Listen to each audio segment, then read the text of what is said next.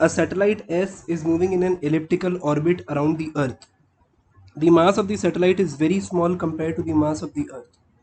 So if we consider the Earth satellite system, then we can draw it in this way, that this is the elliptical path, and this is the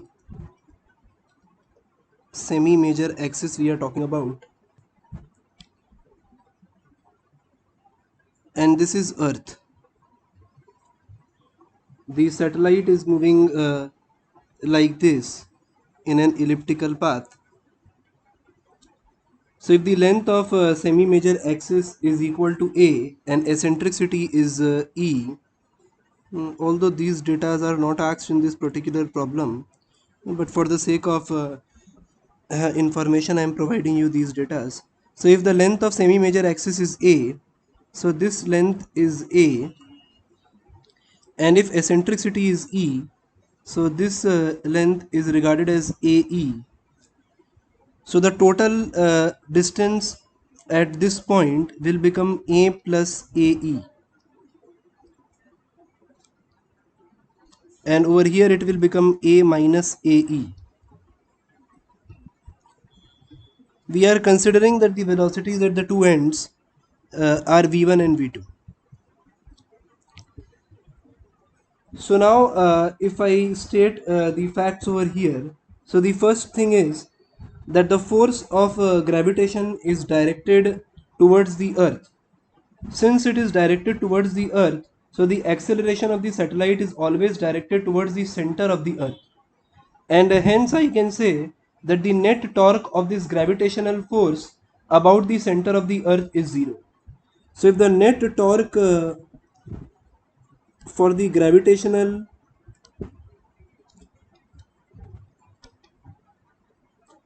force is 0, so I can say that angular momentum is conserved while the satellite moves in elliptical path. So the angular momentum is conserved. Now this is in accordance with the Kepler's law of area, where it states that the planet sweeps equal areas in equal interval of time.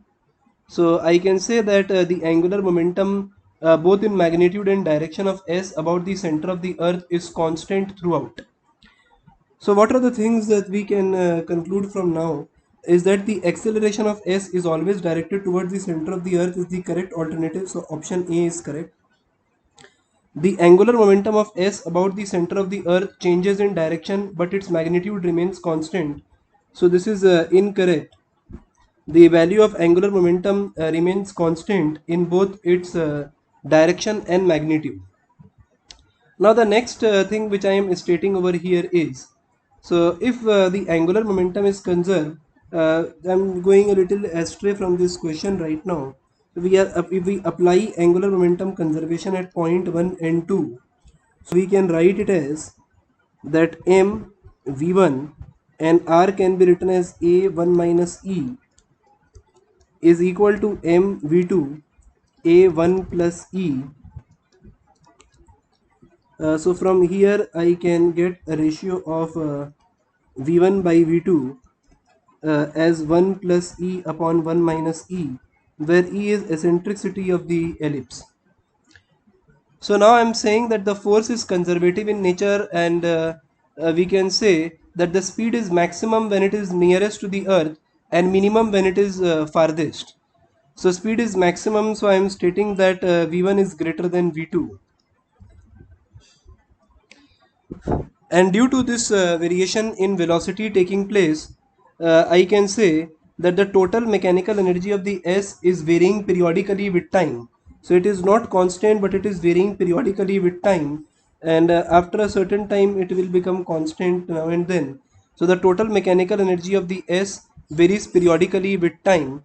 And the next one, the linear momentum of the S remains constant in magnitude, is incorrect, as we have seen that the direction of velocity is changing and so is the magnitude. So we cannot say that the linear momentum of S remains constant in magnitude.